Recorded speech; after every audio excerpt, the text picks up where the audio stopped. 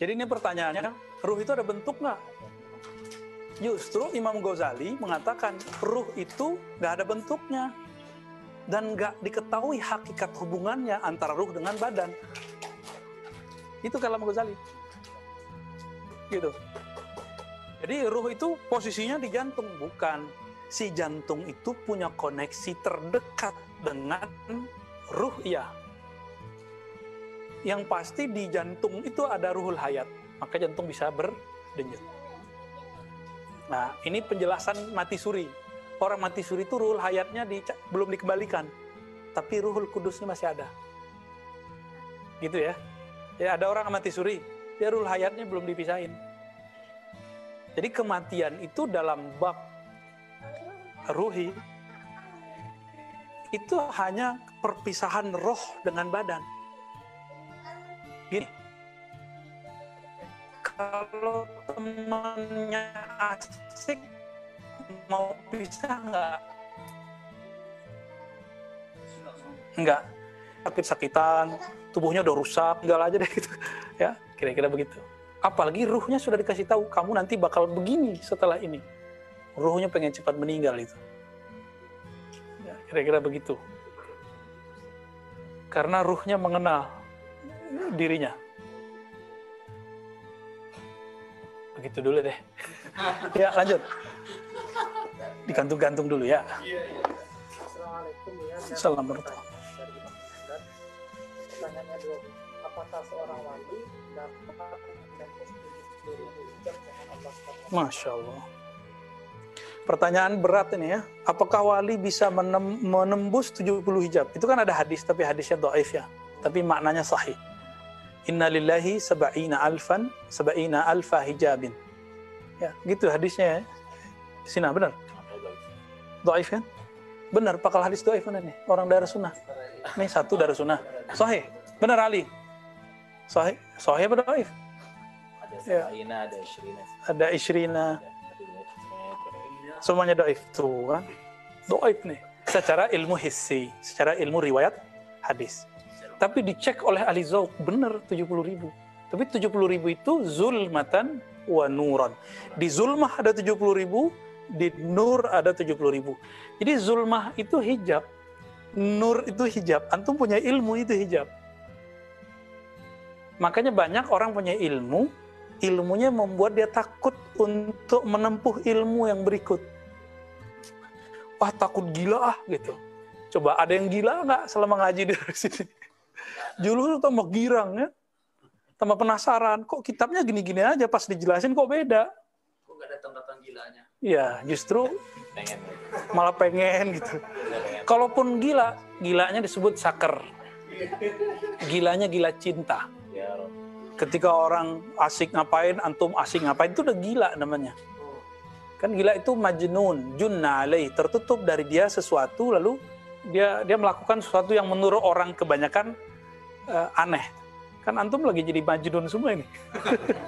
Ayuhal majnun.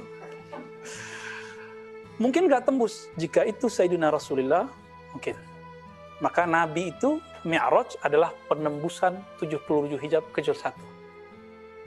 Maka disebut dalam Al-Quran, 2 hijab terakhir yang nggak boleh, nggak ada. Fakana qaba qausaini au adna. Nah, ini 2 ini loh, coba lihat. Antara Nabi dengan Rabbul Izzah, Allah Ta'ala, itu disebutkan 2 hijab. Qaba qausaini, seakan-akan seperti 2 busur jaraknya dengan Allah. Ini bukanlah tajsim. Ini menunjukkan, kata para imam kita, ya, taqribus suwari, analog biar cepat paham. Seberapa dekat sih Nabi dengan Allah? Ya, kalau dikasih ilustrasi, ya antum itu jaraknya dengan saya cuma 2 busur. Nah, sedekat itulah. Au adna. Kalau adna itu artinya apa? Atau lebih dekat, nggak ada lagi 2 busur. Kalau nggak ada 2 busur, nggak ada hijab. Maka adna itu hijab lah hijab, maqam lah maqam. La nur wa la zulmah. Tapi Allah kunci, begitulah cantiknya balaghah isyariyah, kalau boleh disebut istilahnya. Kan ada balaghah secara lughah, adab al-Arabi. Kalau ini balaghah isyariyah, zauqiyah. Dan ini la ya'rifuha illa man zaqah. La ya'rifu illa man zaqah. Tidak akan mengenal rahasia ini kecuali yang pernah. Minimal dia terbuka bagi dia beberapa hijab saja. Walaupun belum sampai ke qaba qausaini au adna. Iya. Para mursyid itu zikir tuh hijab, teman-teman. Antum zikir tuh hijab. Kalau nggak ada zikir, kan zikir apa? La ilaha illallah, la ilaha illahu Allah.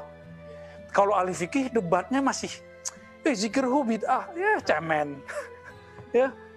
Hu Allah, nggak ada contohnya. Ini ahlul hijab ini. Ilmunya membuat dia terhalang. Orang udah asik zikir hu Allah, Allahu. Ya, kalau di ribat kita nggak ada zikir itu ya. Ribat kita zikirnya la ilaha illallah Muhammad Rasulullah, salawat, ratibul hadar, itu aja. Karena kita nggak meninggalkan yang khilaf-khilaf lah. Biar antum syaknya nggak banyak. Jadi kelahi di kepalanya nggak usah banyak, langsung ngajinya fokus. Di zikirnya yang ringkas-ringkas. Udah akhir zaman dirukhsah semua kan. Diringkas-ringkas semua zikir. Seharusnya kan pakai Hizbul Bar. Hizbul Bar 1 jam baru kelar. Ya, kalau Thariqah saya kan begitu, pakai Hizbul Bar kita. Ya, terus kalau kita pakai Sadat itu kan Hajili. Kalau pakai Naqsyabandi, kita ada namanya Khatam Khojakan. Al-Ikhlas 1001. Pingsan antum semua. Itu versi saya, kalau saya bacanya kan pelan-pelan. Ya, kalau antum ngomong coba ahad. Ya. Ya. Kalau gitu bacanya pelan-pelan ya, pingsan semua orang. Kabur orang ya. Tujuan membaca itu kan biar dapat marifat. Nah, sekarang marifat dikasih dulu. Harapannya nanti antum kalau beramal mau gitu. Ya. Jadi semua orang hari ini itu lagi bergelimang dengan itu, termasuk saya dan antum semua. Hijab itu. Hijab itu sendiri sebenarnya adalah anugerah. Mau zulmah ataupun nur. Nah, ini rahasia nih ya. Makanya Allah mengatakan kalau orang nggak merasa berdosa, Allah akan datangkan kaum yang merasa berdosa. Merasa loh ya. Jadi dosa itu rasa. Lalu mereka minta ampun kepada Allah, aku ampuni. Karena banyak orang yang merasa tidak berdosa, lalu dia menyalahkan orang lain. Ini karakternya kalau dia jadi politisi, nyalin orang, terus nyalin pemimpin, terus. Ya pemimpin kita ada salahnya. Cuma kita juga ada salahnya.